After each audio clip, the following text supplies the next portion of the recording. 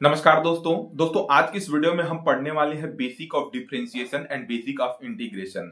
दोस्तों एक चीज बता दूं, यूनिट 3 यूनिट 4 अभी आपके सिलेबस में है और ये दोनों जो चैप्टर है काफी इंपॉर्टेंट चैप्टर हैं और बहुत सारे लोग को ये डिफिकल्ट भी लग रहे हैं। डिफिकल्ट लगना भी चाहिए, ये डिफिकल्ट है बट ऐसा नहीं कि आप बिल्कुल ही क्वेश्चन ना सॉल्व कर पाओ। आप क्वेश्चन सॉल्व कर पाओगे। प्रॉब्लम किसको आता है, क्वेश्चन क्यों नहीं बनते हैं, उसका एक ही रीजन है कि आपको बेसिक इंटीग्रेशन और बेसिक डिफरेंशिएशन नहीं आता। और जब टीचर भी क्लास में आपको पढ़ाते हैं तो ये एज्यूम करके पढ़ाते हैं कि भाई साहब आपने 12th में पढ़ा होगा तो आपको चीजें आती होंगी। आती है तो अच्छी बात है, नहीं आती है तो इसी की वजह से मैं आप पहले एक दो वीडियो बनाऊंगा जिसमें आपको बेसिक सिखाऊंगा, basic of integration and basic of differentiation. आप अपने मैथ के सिलेबस में ढूंढोगे एमएफसी 3 के तो वहां पे ऐसा कोई टॉपिक नहीं मिलेगा basic of integration and basic of differentiation, ऐसा कुछ नहीं मिलने वाला है। ठीक है, मैं आपको पढ़ाऊंगा, इसलिए पढ़ाऊंगा क्योंकि यूनिट 3 की बात कर ले, यूनिट 4 की बात कर ले या फिर आने वाला जो यूनिट 5 है उसकी बात कर लें, आपको तभी वो समझ में आएगा जब आपका जो बेसिक फंडामेंटल होता है इंटीग्रेशन का, डिफरेंशिएशन का, अगर वो आपका क्लियर है तभी होगा। ठीक है, तो हम एक दो वीडियो में कोशिश करेंगे कि पूरा जो उसका बेसिक है वो क्लियर कर ले। मैं एक चीज आपको बता देता हूं, बहुत सारे लोग क्या करते हैं कि देखेंगे सिलेबस में कौन कौन से टॉपिक है, डायरेक्ट उस टॉपिक पे वीडियो देखने लगेंगे या फिर उस डायरेक्ट टॉपिक पे जंप कर जाएंगे। तो आप जंप करोगे तो भाई साहब जंप करते ही रहोगे, आपको कुछ समझ में नहीं आएगा अगर आपको बेसिक नहीं पता है तो। इसकी वजह से मैं बार बार बोल रहा हूं कि जो मैं एक दो वीडियो बनाऊंगा बेसिक का ना, वो पहले आप सबसे बढ़िया सबसे अच्छे तरीके से समझ लेना। वीडियो को एक दो तीन बार, जितने बार में आपको समझ में आए आप उसको आगे पीछे करके देख लेना, समझ लेना। और जो मैं क्वेश्चन प्रैक्टिस करने के लिए मतलब जो क्वेश्चन वीडियो में प्रैक्टिस करवाऊंगा आपसे या फिर मैं जो सॉल्व करके दिखाऊंगा, आप क्या करना, एक बार समझ लिए कंसेप्ट, उसके बाद पेन पेपर लेना, उस पर क्वेश्चन लिखना और खुद से एक बार ट्राई करना सॉल्व करने का। उसके बाद दोनों आंसर मैच करना, जो हमने सॉल्व किया और जो आपने लाया है आंसर, उन दोनों को मैच करना, देखना सही या फिर नहीं।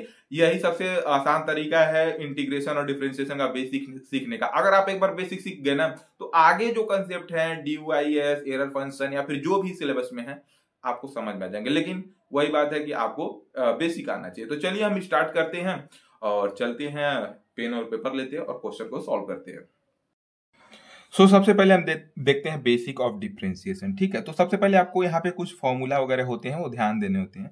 तो मैं चलिए आपको साथ साथ में यहाँ पे लिख के आपको दिखाता हूँ। आप चाहे तो वीडियो को 2x पे कर सकते हैं। अगर आपको बेसिक डिफरेंशिएशन आता है, बस आपको जस्ट रिवाइज करना, तो अगर नहीं आता तो पूरा अच्छे से देखो। ठीक है, जैसे यहाँ पे अगर आपको देता है साइन एक्स, ठीक है, तो साइन एक्स का जो डिफरेंशिएशन होता है वो कॉस एक्स होता है। एक चीज और रुको मैं बता देता हूँ, यहाँ पे जो डिफरेंशिएशन का साइन होता है हम लोग ऐसे लिखते हैं dy बाई dx। ठीक है, तो जैसे यहाँ पे फंक्शन हमारा साइन है तो हम ऐसे लिख सकते हैं d sine x by dx, तो इसका जो डिफरेंशिएशन होता है वो cos x होता है। ठीक है, तो ऐसे रिप्रेजेंटेशन होता है, मैंने एक लिख के दिखा दिया, बाकी का सीधे आपको फॉर्मूला बताता हूँ। ठीक है, तो साइन x का डिफरेंशिएशन का होता है cos x का होता है माइनस साइन x। ठीक है, यहाँ पे ध्यान रखिएगा। थर्ड फॉर्मूला की बात करें तो tan x का होता है sec square x। Then fourth की हम बात करें कॉटेक्स की, तो कॉटेक्स का होता है माइनस। अब देखो जो सी से स्टार्ट होता है ना उसमें माइनस आता है डिफरेंशिएशन में मैं बोल रहा हूँ, जो सी से स्टार्ट होता है ना उसमें एक माइनस आता है, तो इसका हो जाता है minus of cosec square x. ठीक है, ठीक है। फिर फिफ्थ वन की बात करें तो सेक एक्स है, तो सेक एक्स का डिफरेंशिएशन होता है sec x tan x. Then हम 6 की बात करें तो कौन सा बच गया, cos x।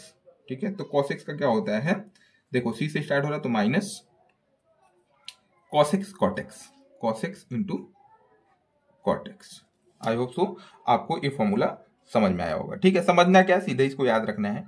इसका मैं कोशिश करूंगा कि आपको पीडीएफ बना के दे दूं, नहीं तो आप साथ साथ में लिख सकते हो या फिर स्क्रीनशॉट वगैरह भी निकाल सकते हो। ठीक है, तो सबसे पहले आपको ये जो बेसिक फॉर्मूले हैं ये दो याद होने ही चाहिए। ठीक है, इसके बाद भी बहुत सारे फॉर्मूलेज हैं, कौन कौन से हैं आइए देखते हैं।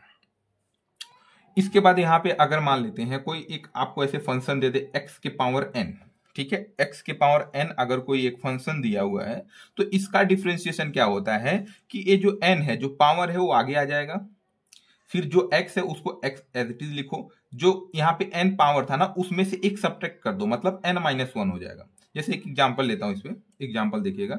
अगर मान लीजिए ऐसे x की पावर 5 है और इसका हमको डेरिवेटिव फाइंड करना है, तो इसका जो डेरिवेटिव होगा क्या होगा, ये देखो, ये फॉर्मूले से सिंपली देखो, ये जो पावर है वो आगे आ जाएगा, तो पावर आ गया आगे, देन यहाँ पे जो x है उसको x लिखो, देन यहाँ पे जो 5 है उसमें से 1 माइनस कर दो, तो 1 माइनस करोगे तो 4 बच जाएगा। तो ये हमारा हो गया इसका dy बाई dx, मतलब डेरिवेटिव हो गया। ठीक है, तो एक क्वेश्चन मतलब एक फॉर्मूला ए है, इसको ध्यान रखना है, फॉर्मूला है। ठीक है, फॉर्मूला है, बहुत इंपॉर्टेंट फॉर्मूला है, ध्यान रखो। ठीक है, उसके बाद एक फॉर्मूला है e to the power x का।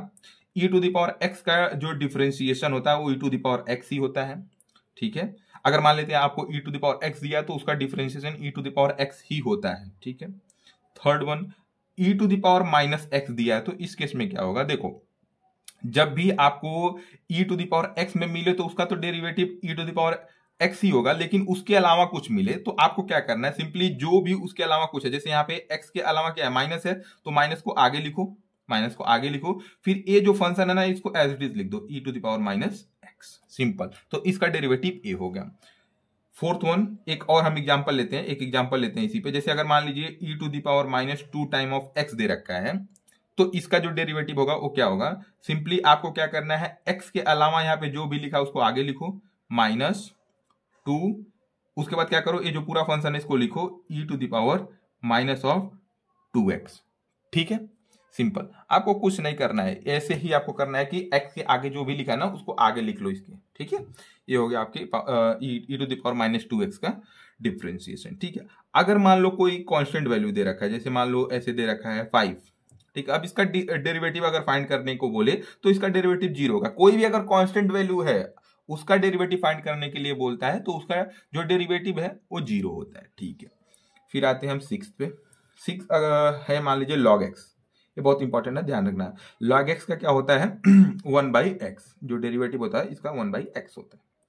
आई होप तो आपको समझ में आ रहे होंगे। देखो ये सब पूरे फॉर्मूले हैं और ये सब भी जो मैं लिख रहा हूँ ना, मैं यहाँ पे स्टार मार्क कर देता हूँ, ये सब हमारे फॉर्मूले हैं। ये भी फॉर्मूला है, ये भी फॉर्मूला है, इसको याद रखो। ये मैंने एक एग्जांपल लिया इस फॉर्मूले पे, ये तो एक एग्जांपल है बेसिक। ठीक है, और एक फॉर्मूला है। ठीक है, तो ये ध्यान रखो, जो फॉर्मूला है एटलीस्ट उसको पहले याद रखो, फिर एग्जांपल उस पे हम लोग करते करते समझ जाएंगे। ठीक है, ठीक है, इसके अलावा एक और होता है ए टू द पावर एक्स अगर है तो जो इसका जो डेरिवेटिव होता है ये यहाँ पे कांस्टेंट होता है। ठीक है, तो क्या हो जाएगा, सिंपली इसका जो होगा ए टू द पावर एक्स रहेगा इनटू लॉग ऑफ ए।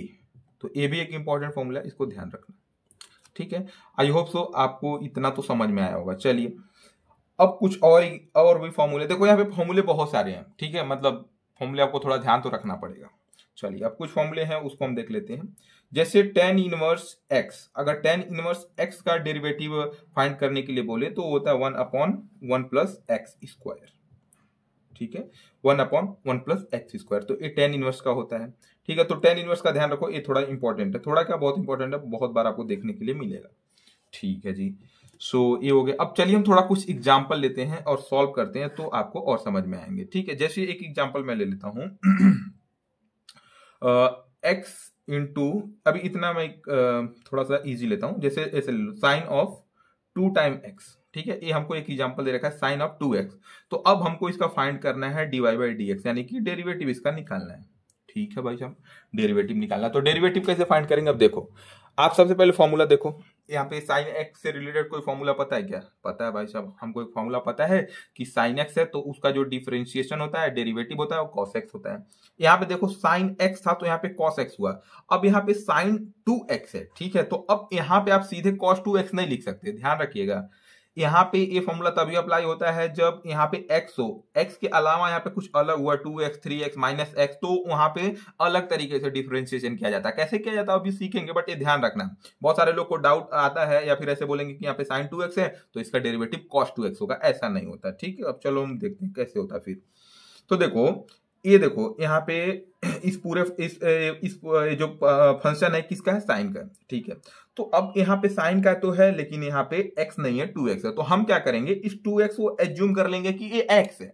ठीक है, इसको मैंने एज्यूम कर लिया x है, तो हम इसको लिख सकते हैं। अब इसका डेरिवेटिव आपको फिर पता चल जाएगा, देखो ना, इसको आपने एज्यूम किया x, तो फिर ये साइन x हो गया, तो फिर इसका डेरिवेटिव क्या हो जाएगा, cos x हो जाएगा। तो आप ऐसे समझो cos, अब x किसको आपने एज्यूम किया है, 2x को, तो 2x लिख दो। लेकिन आपने इसको एज्यूम किया है कि ये x है ना, लेकिन एक्चुअली में x है क्या, नहीं, ये 2x है। तो आपको क्या करना पड़ेगा, ये जो 2x है ना उसके डेरिवेटिव से यहाँ पे मल्टीप्लाई करना होगा।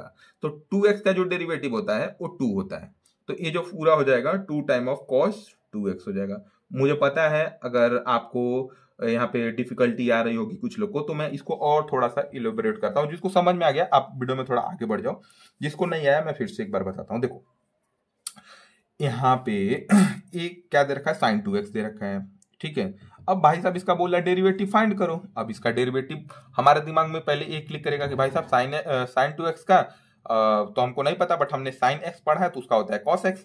तो यहाँ पे आप कुछ लोग बोल सकते हो कि इसका cos ऑफ 2x हो जाएगा, तो ऐसा नहीं है, cos ऑफ 2x नहीं होगा, ठीक है। इसका क्या होगा, थोड़ा सा आपको लॉजिकली सोचना पड़ेगा कि हमने फॉर्मूला जो पढ़ा है sin x के लिए पढ़ा है, यहाँ पे 2x है, ठीक है। तो हम क्या करेंगे, इस 2x को x एज्यूम कर लेंगे, ठीक है। इस 2x को x एज्यूम कर लिए, तो अब हम जब इस 2x को x एज्यूम करके इसको डिफरेंशिएट करेंगे तो क्या हो जाएगा, cos ऑफ x हो जाएगा। लेकिन cos ऑफ x हमने इसको x एज्यूम किया तो ये क्या हो जाएगा, 2x यहाँ पे लिख दो। आई होप सो यार मेरी बात आप समझ पा रहे होगे। ये हो जाएगा cos ऑफ 2x। अब हमने इसको एज्यूम किया था कि भाई साहब ये 2x है, हमने इसको एज्यूम किया था, सॉरी हमने इसको एज्यूम किया था x है, लेकिन ये x नहीं है ना एक्चुअली। तो अब आपको क्या करना है, इसका जो ए वाला है मटेरियल, इसके डेरिवेटिव से आपको मल्टीप्लाई करना है। ये सिंपली मैं मल्टीप्लाई का साइन ही बनाया हूं, जो नॉर्मल होता है वही है। तो यहाँ पे 2x का जो डिफरेंशिएशन आता है उसके डिफरेंशिएशन से हमको मल्टीप्लाई कर देना है। तो यहाँ पे 2x का डिफरेंशिएशन क्या होगा, देखो एक कांस्टेंट है, तो अब कांस्टेंट मल्टीप्लाई में है तो कांस्टेंट का यहाँ पे डिफरेंशिएशन 0 मत लिख देना, यहाँ पे एज इट इज इसको लिखना। यहाँ पे देखो जो मैंने आपको बताया था कि ये जो कांस्टेंट होता है उसका डिफरेंशिएशन 0 होता है। कब होता है, जब केवल कांस्टेंट रहे तब 0 होता है। लेकिन अगर मान लो कांस्टेंट और वेरिएबल, जैसे x है, अब जो 2 है तो कांस्टेंट है, x वेरिएबल है। लेकिन दोस्तों ये ध्यान रखो कि जब वेरिएबल के साथ मल्टीप्लीकेशन में होता है कांस्टेंट, तब उसको एज इट इज लिखते हैं। तो यहाँ पे हमारा 2 हो जाएगा और x का डिफरेंशिएशन का फॉर्मूला कौन सा हो जाएगा, a वाला हो जाएगा। तो अभी x के पावर कितना है, 1, तो 1 आगे आ जाएगा, तो 1 से मल्टीप्लाई कर दो और इंटू x के जगह क्या लिखोगे, x लिखोगे, और इसका पावर 1 था, इसमें से एक सब्ट्रैक्ट करोगे तो कितना हो जाएगा, 0। तो ये कितना हो जाएगा, 2 इंटू 2, और x के पावर 0 क्या होता है, 1, तो ये कितना हो जाएगा, 2। तो यहाँ पे आपको 2 से मल्टीप्लाई कर देना है, ठीक है। आई होप सो आपको समझ में आ गया होगा। तो ये जो पूरा आपको sin 2x का डिफरेंशिएशन मिला, वो क्या मिल गया, 2 time of cos of 2x, ठीक है। तो ये मिल गया। अब कुछ लोग बोलेंगे भाई साहब sin 2x था, तो हम ऐसे याद करने का ट्राई करेंगे कि sin 2x है तो उसका cos 2x लिख दूंगा और यहाँ पे x का जो कोफिशिएंट है उससे मल्टीप्लाई कर दूंगा। तो ऐसा मेरे हिसाब से मत करो तो सही रहेगा, क्योंकि अभी आगे जब अलग अलग फंक्शन आएंगे ना तो फिर आप कंफ्यूज हो जाओगे। तो ऐसा कुछ करने का कोशिश मत करो, जो मैं बता रहा हूँ बस उसको फॉलो करो, ठीक है।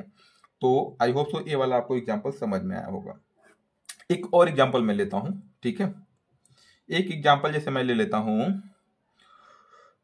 2 time of x square plus 2, ठीक है। अब इसका हमको डिफरेंशिएशन फाइंड करना है, ठीक है।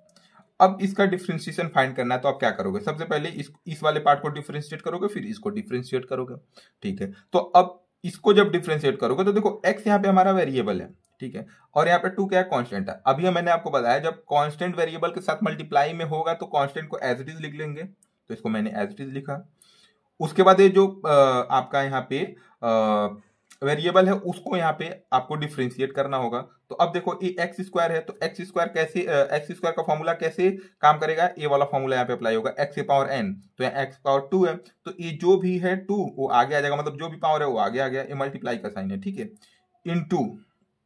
इनटू में क्या हो जाएगा, ये x को x लिखोगे और जो पावर था उसको 1 से घटा दोगे, तो 2 में से 1 सब्ट्रैक्ट करोगे तो कितना हो जाएगा, 1, ठीक है। यहाँ पे प्लस लगाओ, प्लस। अब एक केवल यहाँ पे 2 है ना, यहाँ पे इसके साथ कोई भी वेरिएबल है क्या, नहीं है, तो इसका डिफरेंशिएशन यहाँ पे क्या हो जाएगा, 0 हो जाएगा। ये ध्यान रखो, यहाँ पे अकेले है ना कांस्टेंट, तो इसका जो डिफरेंशिएशन है वो 0 हो जाएगा। तो ये कितना हो जाएगा, 2 2 जा 4 और x की पावर 1 तो x। तो ये हो गया इसका डिफरेंशिएशन। तो आई होप सो आपको ये चीजें समझ में आई होंगी, ठीक है। और भी हम एक दो एग्जांपल ले लेते हैं ताकि और भी आपके क्वेश्चन यहाँ पे बन पाए और आपके कंसेप्ट क्लियर हो पाए। जैसे एक मैं ले लेता हूं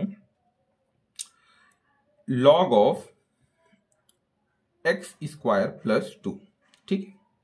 इसका हमको dy बाई dx निकालना है, यानी कि डेरिवेटिव फाइंड करना है, ठीक है। अब कैसे फाइंड करेंगे देखिएगा। अब यहाँ पे देखो आपको log x का फॉर्मूला मैंने आपको बताया, log x का फॉर्मूला बताया। log x का फॉर्मूला क्या था, 1 बाई एक्स, ठीक है। लेकिन आप देखो कि यहाँ पे log x है, यहाँ पे log एक्स स्क्वायर प्लस 2 है, तो इसको कैसे डिफरेंशिएट करोगे, 1 बाई एक्स डायरेक्ट नहीं लिखोगे, आप कैसे लिखोगे, देखो आप सिंपली क्या करो, इसको क्या करो, एज्यूम कर लो x, इसको हमने एज्यूम कर लिया, ठीक है भैया मैंने कर लिया। तो इसके अगर इसको मैंने x एज्यूम कर लिया तो फिर उसका डेरिवेटिव क्या हो जाएगा 1/x, तो हमने इसकी जगह लिखा 1/x। तो x हमने किसको एज्यूम किया, इसको ना, तो यहाँ पे ये पूरा का पूरा ऐसे लिख दो x² + 2।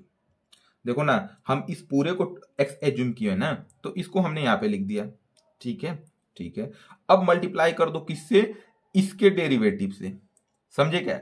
आपने सबसे पहले इसको x एज्यूम कर लिया तो इस टाइप का फंक्शन बन गया, तो उसका जो डिफरेंशिएशन है a होगा, ठीक है, उसका डिफरेंशिएशन a हो जाएगा। अब यहाँ पे आपने इसको x एज्यूम कर लिया, लेकिन एक्चुअली में x² + 2 है, तो उसको लिख दो।